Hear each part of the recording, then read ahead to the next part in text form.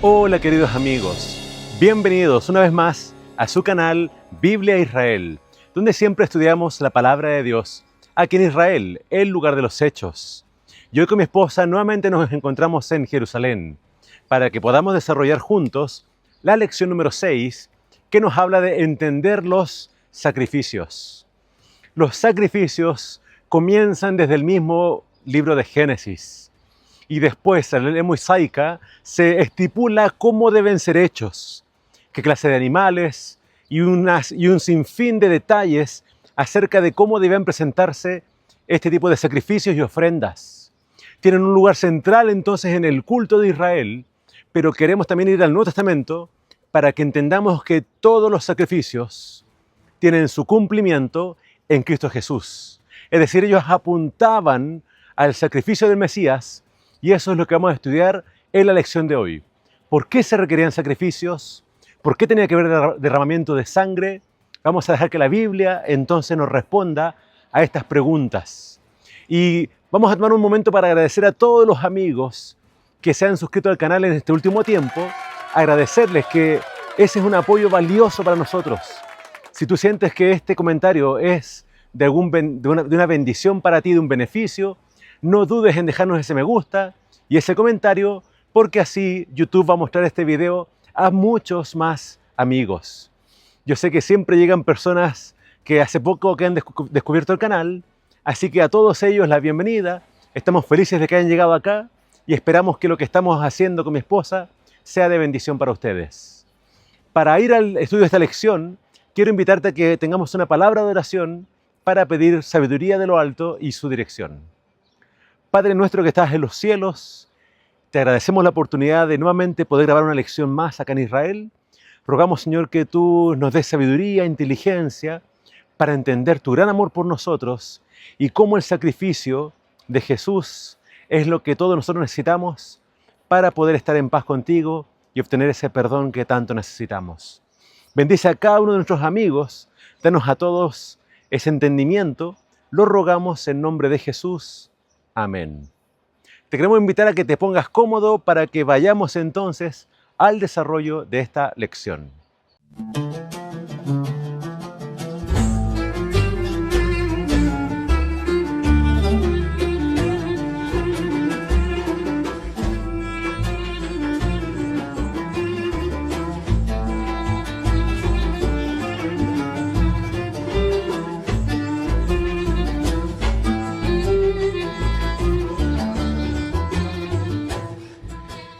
El domingo lleva por nombre Sacrificios Inútiles. Y vamos a leer 3 textos donde al parecer los sacrificios no son necesarios. Y sabes, déjame acá hacer un paréntesis. Dentro de Israel se van a usar estos versículos para decir que en realidad los sacrificios no es algo que Dios pide para el perdón. Pero en realidad esa postura se aleja de la misma palabra de Dios. Porque vemos que desde un principio, desde el Génesis, el sacrificio era necesario. Cuando Adán y Eva pecaron, sí, ellos no murieron, pero recuerda que ellos fueron cubiertos con una piel de un animal que tuvo que ser sacrificado. Caín y Abel presentó, dice, de las ovejas de su rebaño, de los primogénitos. Entonces, ¿por qué él hizo eso y por qué Dios miró con agrado esa ofrenda? Aunque el texto no lo menciona, lo más probable es que haya sido porque eso era lo que Dios estaba requiriendo. Y aunque no hay una respuesta en esa parte de Génesis, todo el libro de Levítico y Éxodo nos muestra de que se necesitaban sacrificar corderos continuamente. Había un sacrificio diario de un cordero en la mañana y otro por la tarde. Así que el cordero y el sacrificio tienen un lugar central en lo que es el culto de Israel.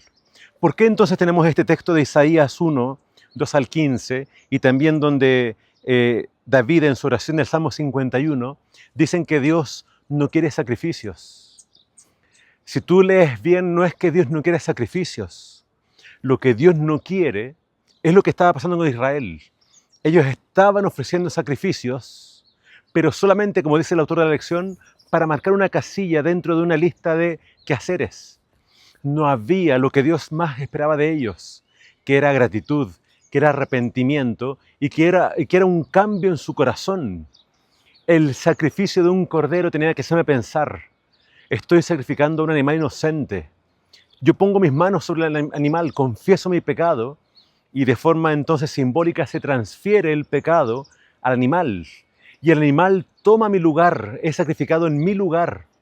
Así que el pueblo estaba sacrificando animales, pero no había arrepentimiento. Por eso Dios en Isaías habla de que Él está hastiado de todas las fiestas y de todos los, digamos, ritual litúrgico que tenía Israel. No es que Dios no quisiera sacrificios. Dios no quería ese tipo de sacrificios que no tenían el corazón, que no tenían un verdadero significado para los adoradores. Por eso Dios después dice en Miqueas que lo que Dios quiere no es un montón de sacrificios ni miles de litros de aceite. Lo que Él quiere es que el pueblo sea humilde y haga justicia. Si el pueblo no hace justicia, si no hace lo correcto, de nada sirven esos millares de sacrificios. Entonces, el sistema sacrificial, lamentablemente para Israel, se volvió simplemente una rutina. Se volvió simplemente algo que lo hacían de forma monótona. Lo hacían sin pensar, lo hacían sin realmente sentir dolor por el pecado. Entonces, por eso Dios protesta por esos sacrificios. Y David entiende que lo que Dios quería era un espíritu quebrantado. No es que Dios ya no necesite sacrificios, porque la Biblia lo menciona, se necesita el sacrificio. Y para que tengamos un texto que nos clarifica esta idea de que Dios quiere un sacrificio, quiero que vayamos a Levítico. Acompáñame en tu Biblia, Levítico capítulo 17. Fíjate que este texto está justo después de todo el ritual de Yom Kippur, que se menciona en el capítulo 16. Y mira el capítulo 17. Acá leemos que ¿por qué se derramaba sangre? ¿Por qué Dios pide un sacrificio? Dice, porque la vida de toda carne es su sangre. Dios acá está prohibiendo comer sangre. ¿Y por qué dice? Porque la vida de todo animal y de toda persona es su sangre. ¿Qué tenía que hacer el pueblo cuando sacrificaba un animal? Tenía que degollarlo. Tenía que inmolarlo y permitir que escurriera toda la sangre. Y entonces presentaba ese animal como una ofrenda quemada. La sangre era llevada al templo y era asperjada sobre el altar.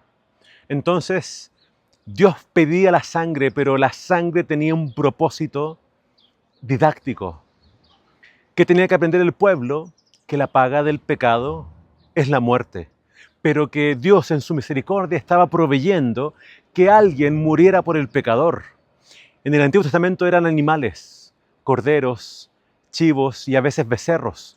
Pero en el Nuevo Testamento, quien vino a morir por todos los pecadores fue Cristo Jesús, el Cordero perfecto. Así que cuando hablamos de que Dios aborrece esos sacrificios, entendámoslos en su contexto. Dios aborrece los sacrificios que son hechos sin arrepentimiento. Y Jesús habló y dijo, si ustedes no se arrepienten, ustedes también van a perecer.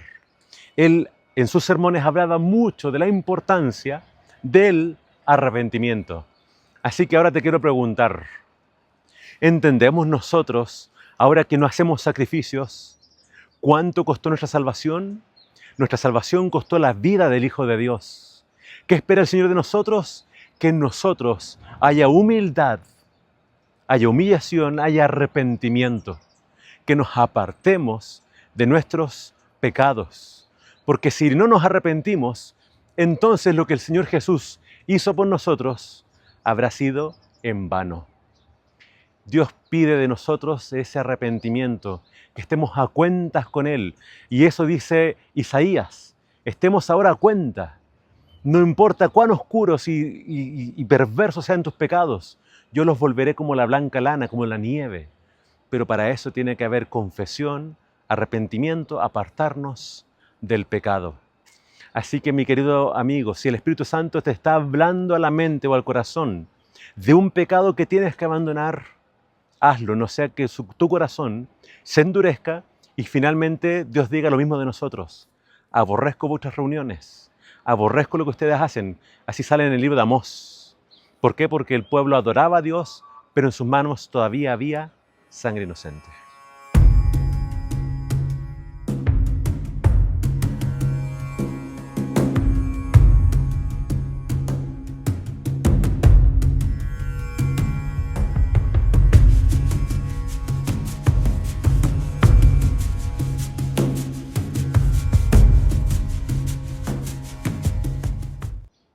En el día lunes de la lección vamos a hablar acerca de la sangre de toros y machos cabríos. Y se nos invita a leer Hebreos capítulo 10. Leo dice: la ley, teniendo la sombra de los bienes venideros, no la imagen misma de las cosas, nunca puede, por los mismos sacrificios que se ofrecen continuamente cada año, hacer perfectos a los que se acercan. De otra manera, cesarían de ofrecerse, pues los que tributan este culto, limpios una vez, no tendrían ya más conciencia de pecado. Pero en estos sacrificios cada año se hace memoria de los pecados, porque la sangre de toros y de machos cabríos no puede quitar los pecados. Ciertamente todos estos animales se ofrecieron en el santuario, en este lugar. ¿Por qué? El toro, el animal más grande, era cuando había un pecado de la nación o de un líder. Ellos tenían que ofrecer el sacrificio más grande. Además eran los más pudientes. Pero ninguno de los sacrificios, ni el más grande ni el más pequeño, podían quitar la conciencia del pecado. Es decir, sí, yo sentía que mi pecado era perdonado, pero como los sacrificios se ofrecían cada año, entonces realmente no estaban siendo completamente efectivos. Pero hubo un sacrificio que Dios aceptó, así como el de Abel, y lo demostró. ¿Y cómo lo demostró? Cuando Cristo Jesús muere, el velo que estaba acá en el templo se rasga de arriba abajo. Y ahí Dios está diciendo públicamente: he aceptado este sacrificio y ya no necesitamos más esta casa ni ningún otro sacrificio más. El verdadero sacrificio, Cristo Jesús, había venido. Entonces, acá tenemos ese contraste en el libro de Hebreos. Se contrasta el sistema sacrificial del Antiguo Testamento con Jesús. Ni los sacerdotes eran efectivos porque ellos mismos eran pecadores y tenían que ofrecer un sacrificio por sus pecados. Cristo Jesús entonces es superior porque Él nunca pecó y Él no necesitó ofrecer un sacrificio para sí mismo. Mira, te voy a leer acerca de eso lo que dice Juan capítulo 8. Jesús estaba discutiendo con la gente que no creía en Él y Jesús les hizo una pregunta. En el capítulo 8 de Juan leemos esta pregunta, dice, versículo número 46. ¿Quién de vosotros puede acusarme de pecado? Y si digo la verdad, ¿por qué vosotros no me creéis? Jesús hace este desafío. ¿Quién de ustedes me puede acusar de algún pecado? ¿Alguno de ustedes me ha escuchado mintiendo? ¿Alguno de ustedes me ha visto robando? ¿Alguno de ustedes me ha visto insultando a alguien más? Nadie podía acusar a Jesús de nada, porque Jesús nunca pecó. Él es el Cordero sin mancha, Él es el Cordero perfecto. Así que Jesús es superior a los sacerdotes y Él es la ofrenda perfecta y Él ahora en los cielos intercede por nosotros. Esa es la otra diferencia. Todos los sacerdotes tenían un tiempo de vida. En cambio Jesús vive para siempre. Así que creo que lo que nos viene diciendo el libro de Hebreos y de lo que nos habla esta lección es de que la sangre de Jesús, el sacrificio, es superior a cualquier otro sacrificio. Y ahora piénsalo bien. Hasta el día de hoy los judíos perdieron el templo y ellos ya no pueden ofrecer sacrificios. Y ahora ellos dicen, no, para ser perdonados solamente tengo que arrepentirme. Pero ahí está la gran diferencia entre el judaísmo y el cristianismo. Nosotros tampoco ofrecemos sacrificios, pero entendemos que el verdadero sacrificio ya fue hecho. En cambio ellos miran hacia atrás, pero no miran a Jesús, no ven a ese Cordero que Dios entregó para la redención del mundo. Un arrepentimiento sin Cristo, sin Cordero, no tiene sentido. Y un sacrificio sin arrepentimiento tampoco tiene sentido. Permitamos y oremos para que la obra en nuestros corazones sea completa. No se necesitan sacrificios, pero se necesita arrepentimiento y fe en el Cordero de Dios que quita el pecado del mundo.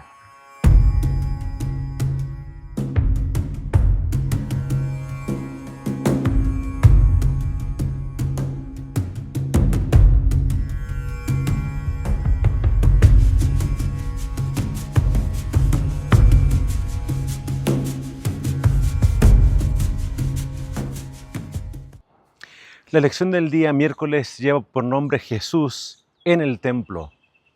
Y los evangelios nos hablan de Jesús estando en el templo.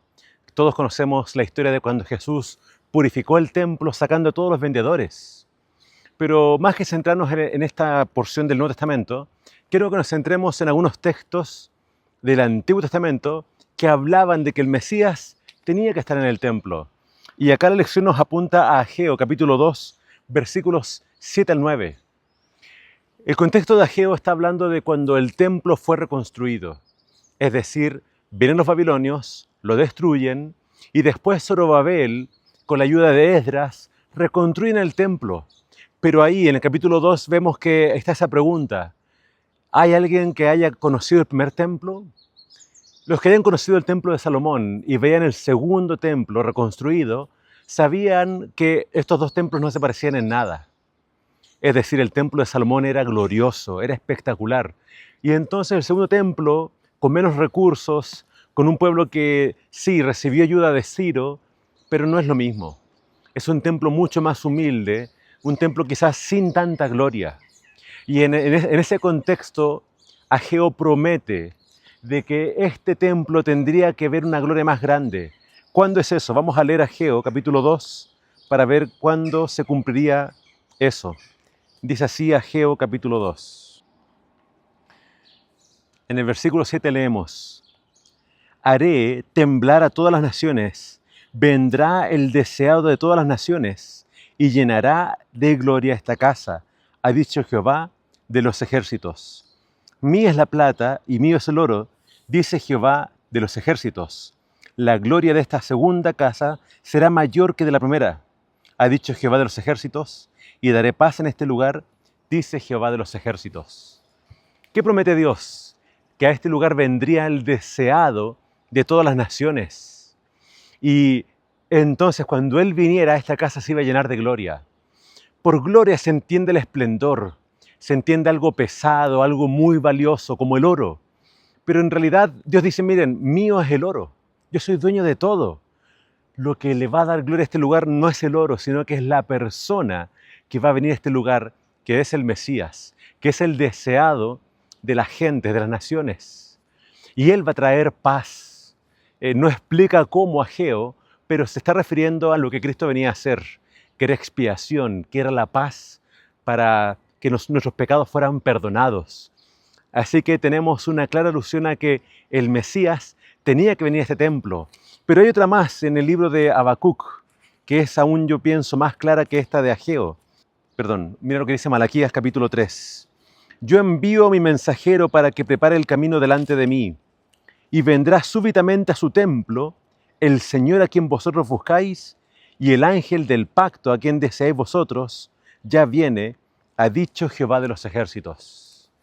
Acá es interesante porque se habla de el mensajero, que después el Nuevo Testamento aplica a Juan el Bautista, y una vez que viniera el mensajero, inmediatamente, súbitamente, inesperadamente, vendría el Señor mismo. Y acá también lo menciona como con otro nombre, el ángel del pacto vendría a este lugar. La venida de Jesús estaba profetizada. Quien iba a venir no era solamente un maestro u otro profeta más, el que venía era el mismo Señor, el Hijo de Dios, Emmanuel. Dios con nosotros vendría a este lugar. Lo que la Biblia nos habla es que sí, Jesús estuvo en este lugar y cuando Él murió en la cruz, dice Mateo y Marcos que algo muy especial pasó en el templo. El velo se rasgó de arriba abajo. El velo que separaba el lugar santo del lugar santísimo se rasga. Y Dios está diciendo con ese acto que el templo y todos sus servicios ya no eran más necesarios. ¿Por qué? Porque el verdadero Cordero ya había venido en la persona de Cristo Jesús a morir por nuestros pecados. Así que sí, esto que era el orgullo de la nación, el orgullo del pueblo, el templo, Dios dice ya no es más necesario. Lo que era valioso ya estuvo acá, ya se derramó la sangre del Cordero, así que ya no miren más este lugar ya no es necesario. Ustedes ahora tienen que mirar al santuario celestial porque ahora es ahí donde Cristo va a interceder por nosotros.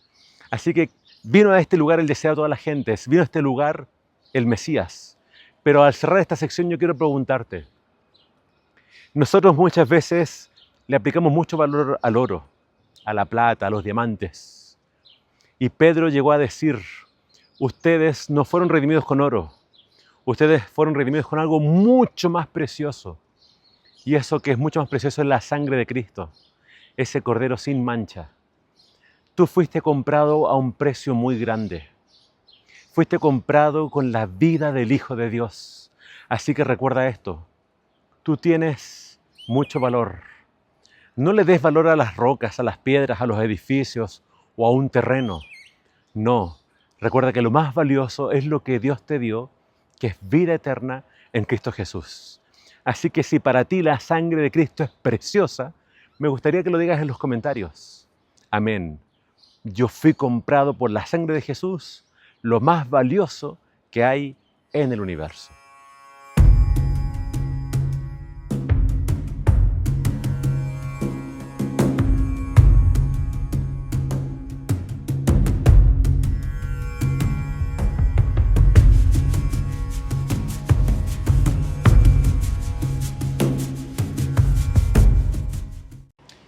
En el día jueves de la lección queremos hablar acerca de Dios como el creador de todas las cosas. Y esta es una referencia a Apocalipsis capítulo 4. En este capítulo a Juan se le presenta a Dios en toda su gloria en el santuario celestial. Juan no solamente ve el trono de Dios y a Dios sentado en él también ve frente a Dios al Cordero que fue inmolado. También ve a 24 ancianos rodeando el trono. Y también ve a 4 seres celestiales, que son los que adoran a Dios, y no tienen que ser sino más bien querubines que están frente a Dios. Ahora, en ese contexto se nos invita también a leer Isaías capítulo 6, porque el profeta Isaías, quizás acá en Jerusalén, tuvo una visión del templo, y él también vio el trono de Dios, también vio a los querubines adorando a Dios. ¿Qué tienen en común Isaías 6 con Apocalipsis 4? En ambas visiones se ve a Dios en toda su gloria. No solamente se ve a Dios, también se ve entonces su gloria, su majestad y la adoración de muchos seres celestiales. Ahora, en base a estas dos visiones, ¿qué tenemos en común? Tenemos en común el trono de Dios, pero quizás la mayor diferencia, o la mayor quizás cosa que podemos resaltar, es que cuando Isaías ve a Dios y ve este humo que llena la casa de Dios, el pensamiento de Isaías fue: no me queda otra sino morir, porque yo, siendo pecador, he visto a Dios, quien es santo, santo, santo. Cuando Juan ve el cielo y ve toda esta gloria, Juan también se pone a llorar, pero por una razón diferente. Porque en el capítulo 5 hay un rollo que está sellado y que nadie puede abrir. Y él se pone a llorar porque él quiere saber el contenido del rollo. Pero las palabras para Juan fue: ten calma. ¿Por qué? Porque el Cordero es quien tiene derecho a abrir ese rollo. El Cordero es digno. Y lo interesante de Apocalipsis 5 es que el Cordero inmolado también se lo ve como el león de la tribu de Judá que ha vencido. Así que son símbolos muy interesantes los que usa Apocalipsis para describir a Jesús. Jesús es el Cordero y Jesús también es el león de la tribu de Judá, el vencedor. Es decir, para que Jesús reciba la corona, para que Jesús pueda ser el que reine, primero tuvo que pasar por el Calvario, primero tuvo que ser sacrificado, tuvo que ser inmolado. En Isaías 53 vemos que Jesús es el Cordero que es llevado al matadero. Pero no solamente Isaías ve a Jesús sufriente, sino también lo ve vencedor, porque dice que Él tiene una gran generación que nadie más podrá contar. Así que Isaías nos presenta a Jesús en sus dos facetas, como Cordero y también como vencedor. Así que creo que ese es el mensaje de la Biblia. Hay un solo camino para llegar al Padre, y ese camino se nos abrió a través de Jesús. Jesús es el que conecta el cielo y la tierra. A través de Él podemos volver al Edén, podemos volver a ese hogar que el Señor había preparado para nosotros. Así que sí, el pecado trae sufrimiento, trae muerte, y a partir de Abel, que fue asesinado por Caín, hacia adelante tenemos una experiencia de muchas muertes y de muchas injusticias. Pero Cristo vino a hacer posible la unión del cielo y la tierra. Así que tenemos que poner la fe en Él. Pero ¿sabes? es que se nos presenta a Dios como el creador de todas las cosas. Dios es digno de adoración porque es el creador. Y más adelante también se presenta a Dios como digno de ser alabado por la redención que se provee a través de Cristo Jesús. Así que Dios es digno de ser alabado por esas dos razones. Nuestro creador, el que nos da la vida, y nuestro redentor, el que nos rescata. Así que te pregunto, ¿tú crees que Jesús es digno de ser adorado? Según lo que presenta Apocalipsis, todo el universo lo va a adorar. Así que tú y yo haríamos muy bien en empezar en adorarlo ahora.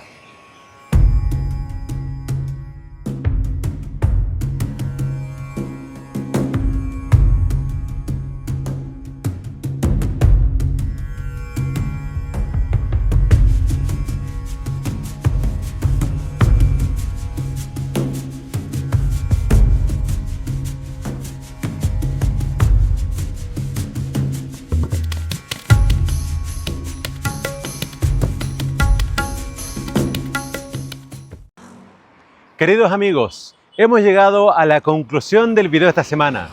Y como lo hacemos siempre, vamos a leer la cita que se encuentra en el día viernes. Dice: la quebrantada ley de Dios exigía la vida del pecador. En todo el universo solamente existía uno que podía satisfacer sus exigencias en lugar del hombre. Puesto que la ley divina es tan sagrada como Dios mismo, solo uno igual a Dios podría expiar su transgresión. Ninguno sino Cristo podía salvar al hombre de la maldición de la ley y colocarlo otra vez en armonía con el cielo. Cristo cargaría con la culpa y la vergüenza del pecado, que era algo tan abominable a los ojos de Dios que iba a separar al Padre de su Hijo. Cristo descendería a la profundidad de la desgracia para rescatar a la raza caída. Eso está en Patriarcas y Profetas, página 48. ¿Sabes? Al estar acá en Jerusalén, nosotros que hemos visitado muchas veces la explanada del templo, hemos visto cada una de sus puertas. Por esta puerta, que se la conoce como la puerta norte, Cristo tuvo que haber entrado cuando era aún un bebé, cuando fue presentado, y dice que Simeón, que era muy anciano, lo recibe en sus brazos y agradece a Dios porque sus ojos habían visto al Mesías. Pero por ese costado de allá está la puerta oriental. Y la puerta oriental sale de Ezequías, y Ezequías dice que esa puerta, una vez que entrara el Mesías, iba a quedar cerrada. El Mesías ya vino, el Mesías ya entró al templo, ya cumplió con todas las profecías, y la mayor gloria que este templo ha visto estaba en Jesús. Mis queridos amigos, Cristo es el sacrificio, es el Cordero de Dios, y Él vino a cargar con nuestra culpa. Él vino a cargar con nuestras desgracias, con toda nuestra vergüenza. Aquel que nunca pecó, aquel que es inocente como los corderos, vino a tomar toda nuestra enfermedad, toda nuestra culpa. ¿Para qué? Para que tú y yo tengamos paz para con Dios, para que tú y yo seamos sanados, para que tú y yo podamos experimentar la paz de Dios y la vida eterna. Así que desde acá, ¿por qué no agradecer a Dios? Porque Jesús vino a cumplir todas las profecías y Él es a quien estamos esperando y que, según creemos, muy pronto vendrá a buscarnos para rescatarnos a todos. Te invito a tener una palabra de oración para despedirnos. Padre nuestro que estás en los cielos, te queremos agradecer una vez más por habernos enviado a Jesús, el único capaz de expiarnos de nuestros pecados, el único capaz de limpiarnos y sanarnos. Señor, que todos los que escuchan este video puedan entender que Él es el sacrificio enviado por ti y que gracias a Él podemos encontrar este camino de vuelta a ti, nuestro Padre Celestial. Bendice a todos los oyentes y permítenos experimentar la sanidad que tú puedes dar y la paz que tú solamente puedes dar. Son bendiciones que te pedimos en el nombre de tu Hijo amado Jesús. Amén. Muchas gracias, queridos amigos, por habernos acompañado. Que el Señor les bendiga.